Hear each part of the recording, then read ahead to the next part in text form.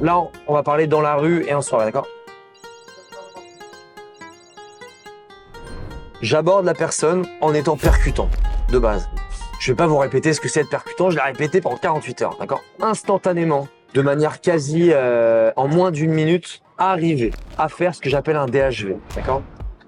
Démonstration de haute valeur. C'est un terme un peu technique comme ça qu'on a un peu inventé pour dire il faut en moins d'une minute arriver non seulement à vous mettre en valeur, mais en plus en sortant du schéma claqué au sol qui ouais je te pose des questions, ça va, tu fais quoi, tu viens d'où, ah t'as fait tes courses, machin, là, des trucs de merde, d'accord? Donc arriver à se mettre en valeur très rapidement. Regarde, je viens d'aborder putain un mec trop stylé ta chemise. Vraiment trop stylé. Tu sais que j'ai un pote, il est couturier. Il travaille chez Prada, mais il travaille plus chez Prada. Et il a monté sa propre marque. Pour l'instant, il est pas très connu. Mais j'ai jamais vu des pièces aussi puissantes et aussi élégantes. Et ta chemise me fait penser un peu à ce qu'il fait. Tiens, je vais te montrer. Tac. Et là, je te montre une photo de mon pote qui a fait une de ses pièces. Le mec, je le connais pas. Je viens de lui dire bonjour, stylé ta chemise. En 20 secondes, je lui ai montré que j'avais dans mon cercle social proche des gens qui étaient créatifs, des gens qui avaient du statut, le mec qui travaillait chez Prada, des gens qui ont des idées, etc., etc., en 20 secondes, d'accord? Et ça, dans la tête d'une meuf, c'est ultra puissant. Et donc là, disons, j'ai mon open percutant, première étape. Deuxième étape, j'ai mon DHV. Là, c'est un DHV, on va appeler ça rationnel.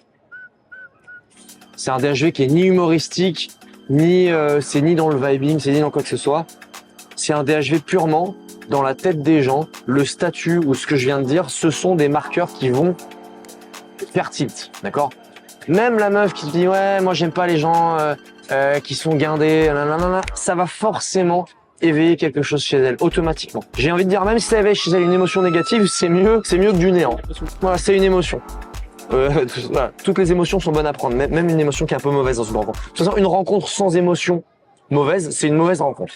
C'est simple. Une rencontre sans gêne, sans truc un peu bizarre, c'est une mauvaise rencontre. Donc premier point, open, percutant. Deuxième point, DHV, rationnel.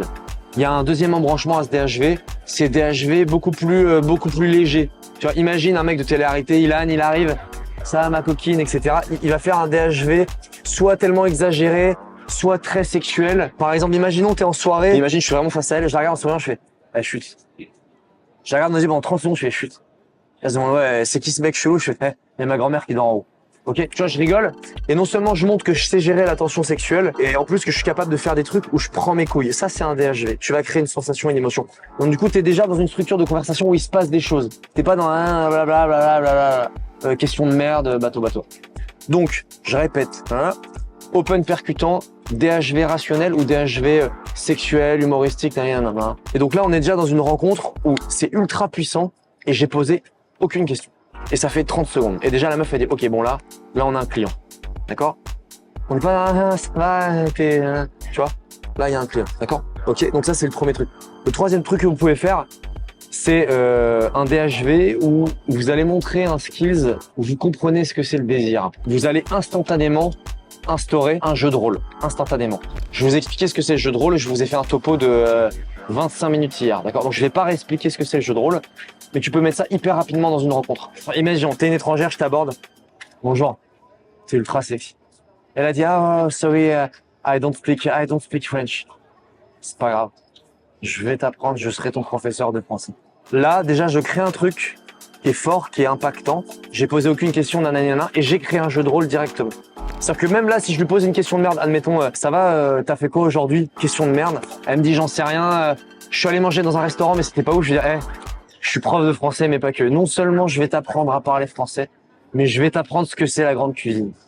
Et quand tu viendras avec moi un jour, si on se revoit, on ira dans un restaurant qui te laisseront les papilles sur le cul.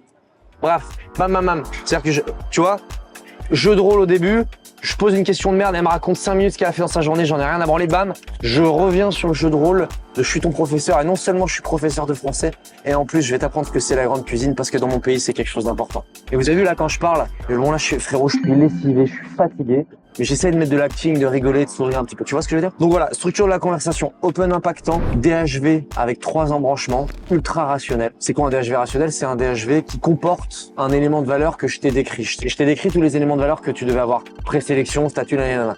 Tu vas mettre un DHV comme ça. Imagine, donc DHV rationnel avec les éléments de valeur que je vous ai décrits. DHV, disons, plus humoristique, plus sexuel, plus dans la vibe, plus chaleureux, machin. Et DHV avec un jeu de rôle. D'accord? C'est clair ce que je vous dis, les gars?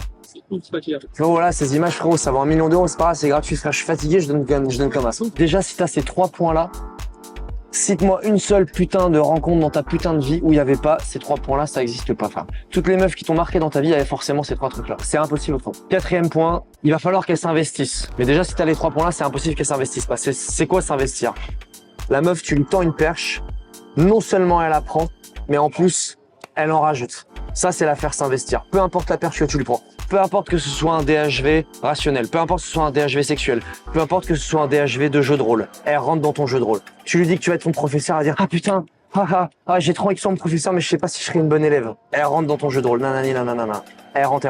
Donc ça, c'est une façon de la faire s'investir. Tu vas être réceptif à est-ce que quand je fais un move, quand je parle, quand je dis quelque chose, quand je tends une perche, est-ce qu'elle rentre dedans ou pas? Un autre truc qui est comme ça, un petit peu similaire, mais tu vas faire en sorte qu'elle s'investisse, mais en plus d'une certaine manière qu'elle ait envie de te plaire. Dans ma phrase de meuf qui est de dire « Ah ouais putain, j'ai trop envie que tu m'apprennes, ah ouais, j'ai hâte que tu m'apprennes à parler français, mais je sais pas si je serai une bonne élève. » Elle s'est investie en se qualifiant d'une certaine manière parce que elle est en train de te soumettre le fait que elle a un petit peu peur de est-ce qu'elle va être à la hauteur de te plaire ou pas. Tout ce genre de petites phrases, de petites insinuations que les femmes vont te faire, qui te sous-communiquent l'idée que je sais pas si je vais être à la hauteur, voilà un signal qui montre qu'elle s'investit. Mais qu'elle s'investit plus. Un autre signal, c'est elle reste devant toi. Un autre signal, ça peut être elle est avec toutes ses copines, mais elle décide à l'instant T de passer ce moment avec toi. Voilà, tout ça, c'est des signaux. Une fois que tu as tous ces points-là, le liant de tout ça, enfin les 2 liants, c'est pour ça que je fais 2 flèches comme ça. Il y a mes 4 points et le liant qui revient au début et qui fait, vous savez ce que c'est un algorithme mathématique. Le liant de tout ça, c'est le vibing. Ça, vous nous voyez faire toute la journée avec Nat quand on rigole avec vous. Là, par exemple, un mec qui vibe me dirait bon frérot, t'en as pas mal de te branler la nouille à me raconter des conneries, viens on va baiser des meufs un peu. Voilà, un mec qui vibe. Bon, le vibing et la sexualisation. Tous ces points-là n'ont aucun sens si t'es pas sexué. Ils n'ont aucun sens. Être sexué, ça peut être dans ton physique, dans ta façon de te tenir, physiquement. Ça peut être par ton langage, mais de toute façon, en fait, ça tombe sous le sens parce que si t'as fait un jeu de rôle, c'est sexualisé d'une certaine manière.